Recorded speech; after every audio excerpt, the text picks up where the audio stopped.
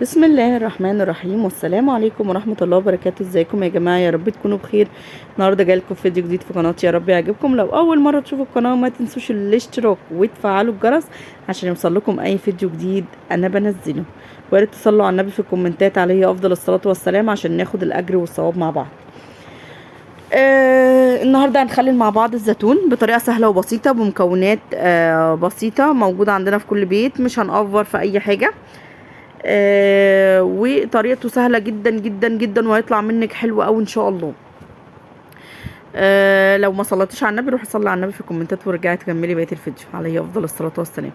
احنا طبعا ده الزيتون العزيزي، والزيتون ده جالي هديه.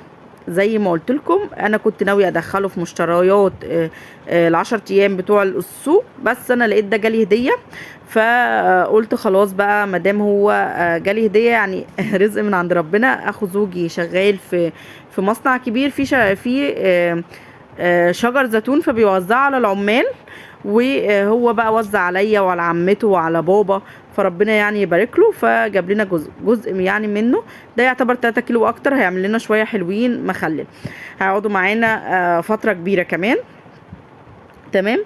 بصوا بقى، انا بجيب الزيتونه واشق شقه واحده بس اهوت، واحط بقى في الطبق. هنشقه شقه واحده، حبه شق 2 3 براحتك يعني، حسب وقتك وحسب اللي انت عايزه تعمليه. يعني انا بشقه شقه واحده بس، شقه واحده شقتين 3 هو عادي جدا كله واحد.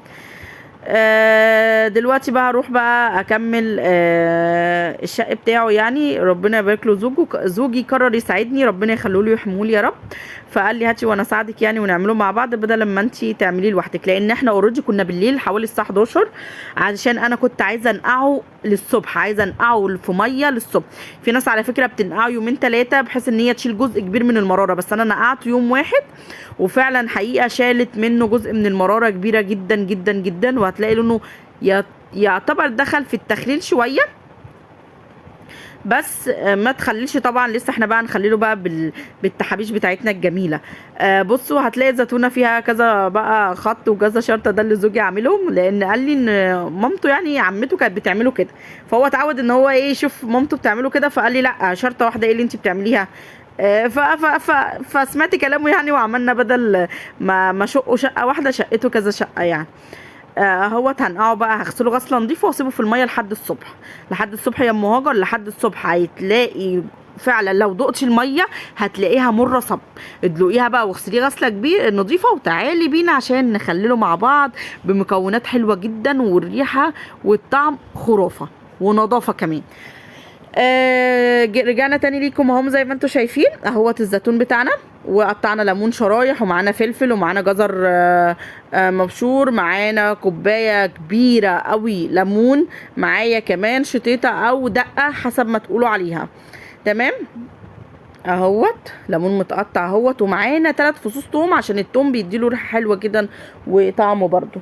تمام. اهو لقيت فيه تفاح، يعني لقيت فيه يعتبر الزيتون كبير تفاحي يعني 3 وحدات باين ولا 4، فقلت يعني مش هيستخسروا حاجه ونحطهم يعني عادي، مش ما هو التفاح ليه طريقه والزعزيزي ليه طريقه، بس عادي يعني مش هيأثروا.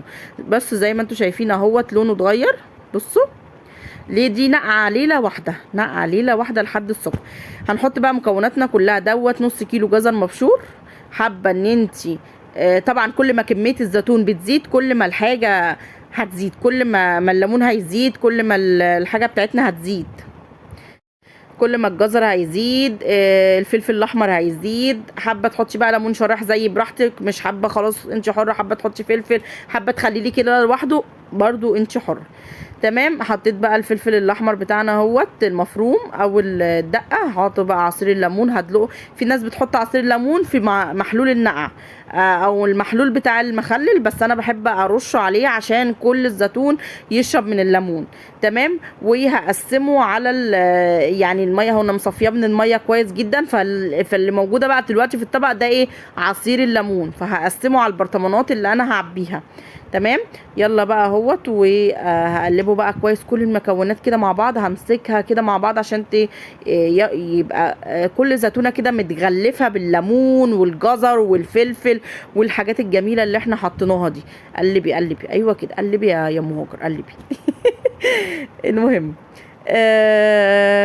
مش عارفه انتوا بتتفرجوا ليه بصمت، مش عارفه ليه مش بتحطوا لي لايك حلو منكم. بصوا، هو اللايك بتاعكم هو اللي هيرفع لي القناه، فانا محتاجاكم جدا الفتره ديت، محتاجاكم تقفوا جنبي. والله انا بحاول على قد ما بقدر، يعني بعمل لكم فيديوهات حلوه وبعمل لكم فيديوهات بصوره كويسه على قد ما اقدر، علشان اكون يعني انا متواجده معاكم دايما. على فكره معلش سوري، انا يعني زقيت شويه التليفون.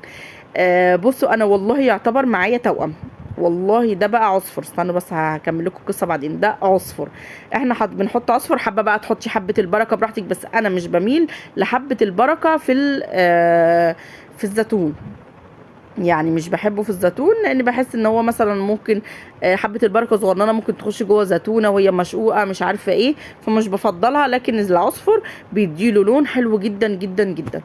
تمام، هقلب برده كله بايدي كده. بصوا يا جماعه، ايدك وانت ست بيت شاطره ونظيفه وايدك على طول مغسوله، استخدمي ايدك في كل حاجه. اهل بيتك وانت اللي هتاكلي، مفيش اولاد بيقرفوا من مامتهم، مفيش زوج بيقرف من زوجته، حتى لو ضيف جالك من بره مش هيتامر عليكي انت بتطبخي بايدك ولا بتطبخي بايه. تمام، فمحدش يقول لي ده مش عارفه ايه. قلبي قلبي كله كله كده، دخلي كله يا مهاجر في بعض. عشان ايه؟